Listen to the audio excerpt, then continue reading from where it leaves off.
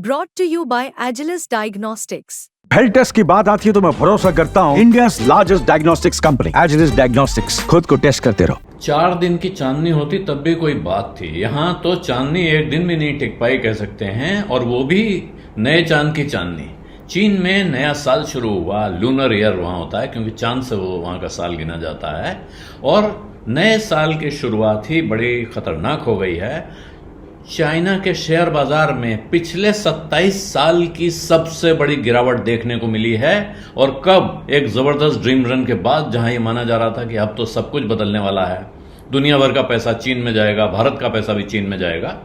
और कारण क्या है? पूरे एशिया का बाजार गिरा है क्योंकि चीन की जो इकोनॉमिक प्लानिंग अथॉरिटी है उसने ग्रोथ को बढ़ाने के लिए और बड़े कदम और स्टिमुलस का ऐलान नहीं किया। मंगल का दिन जो NDRC national development and reform commission है चाइना का, उसकी बैठक थी और उम्मीद थी कि यहाँ एक बड़ी स्पेसिफिक पॉलिसीज आएंगी। जो पिछले महीने चीन ने स्टिमुलस मेजर्स का ऐलान किया था उसको अब उसकी बारीकी आएगी, यानी कि उसकी आउटलाइन आएंगी या साफ साफ पॉइंट्स आएंगे, लेकिन वो कुछ आया नहीं।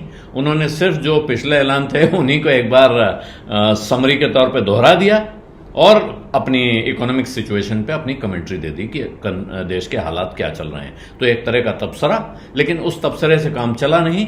एकदम जैसे कहते हैं गुब्बारे में पंक्चर हो गया।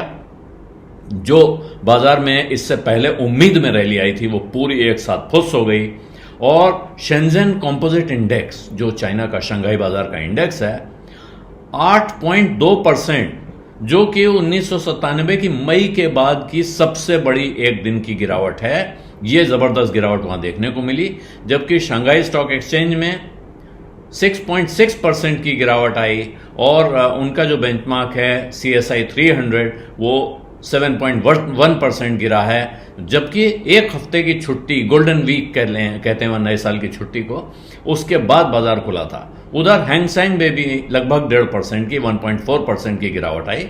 लेकिन इस गिरावट के बावजूद अगर आप एक महीने पहले के मुकाबले देखेंगे, ये गिरावट एक दिन के हिसाब से बहुत बड़ी गिरावट है, लेकिन पिछले महीने के मुकाबले बाजार आज भी ऊपर है, क्योंकि उससे पहले जो पैकेज का ऐलान हुआ था, पैकेज ऑफ इंक्रीमेंटल पॉलिसीज, उसके पहले बाजार जहां था वहां से वो आज भी ऊपर है।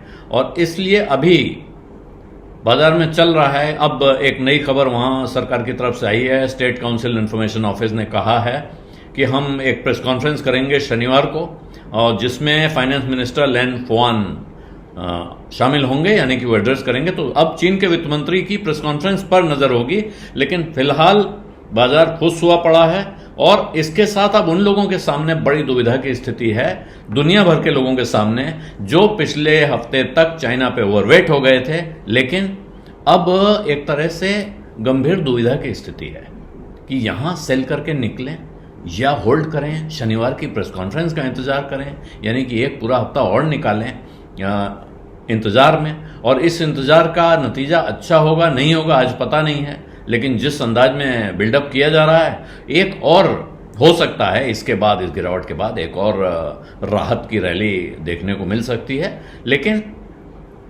भारत के बाजार में जो मुश्किल खड़ी हुई थी, और जिसका ऐसा लग रहा था कि हरियाणा के नतीजों ने उसको धो दिया है, बाजार में हरियाली ले आए हैं, वो भी नहीं दिख रहा है। भारत के बाजार का भी हाल अगर आप देखें तो आज यहां भी चिंता के बादल दिखाई दे रहे हैं। और निफ्टी करीब हालांकि बहुत भारी गिरावट नहीं है। सेंसेक्स में 167 पॉइंट की गिरावट, 167 गिनती में बड़ा लगता है, लेकिन पॉइंट्स में अब क्योंकि सेंसेक्स 81,000 पॉइंट के ऊपर है, 81,467 पे बंद हुआ है 167 पॉइंट गिरने के बाद, तो 0.21% की गिरावट। और निफ्टी में 0.12% की गिरावट, वहां सिर्फ 31 पॉइंट की गिरावट आई है। बैंक निफ्टी भी 14 पॉइंट गिरा है, 0.03% की गिरावट। तो भारत के बाजार में हल्की सी कोई निराशा मंदी, अलग अलग उसके कारण निकाले जा सकते हैं। एक बड़ा आईपीओ आने वाला है, भारत का सबसे बड़ा आईपीओ, हुंडई का आईपीओ खुल रहा है, उसके लिए शायद लोग पैसा भी निकाल रहे होंगे। बड़े आईपीओ के पहले बाजार में थोड़ी मंदी इस चक्कर में भी आती है कि लोग हल्के हो लेते हैं, अपने पैसे निकालते हैं उस आईपीओ में अर्जी लगाने के लिए। तो ये कारण हो सकता है, लेकिन चीन में भारी गिरावट से बाजार में भारत में राहत मिल जाएगी, भारत में तेजी आएगी। ये कनेक्शन जिस अंदाज में चीन में पैसा जाने से भारत में मुश्किल दिख रही थी वैसा साफ नहीं है। और कल की तेजी में भी विदेशी निवेशकों ने अभी कोई खरीदारी की हो ऐसा नहीं दिखता है। हाँ, घरेलू निवेशकों ने कल जम के खरीदारी की थी और वो थोड़ा थोड़ा पैसा लगा रहे हैं। बाजार अभी कहां जाएगा कहना इस वक्त बहुत मुश्किल है, एक तरह का दो रहा है। और अब रिजल्ट सीजन सामने है, एक के बाद एक रिजल्ट आएंगे तो बहुत सारी चीजें अब कंपनियों के नतीजों पे तय होगी। और इस वक्त कौन क्या करेगा ये फैसला हर आदमी को अपने हिसाब से करना है। जैसा बार बार कहा जाता है, सावधान रहिए, अपनी रिसर्च कीजिए या तो अपने भरोसेमंद निवेशक सलाहकार की राय लीजिए। हवा में बह के न इधर ना उधर, अब जिसने हवा में बह के बेच दिया वो भी दुविधा में बैठा है और जिसने हवा में बह के खरीद लिया वो भी दुविधा में बैठा है। और दुविधा में दोनों गए, माया मिली न राम, ये आपने सुना ही होगा।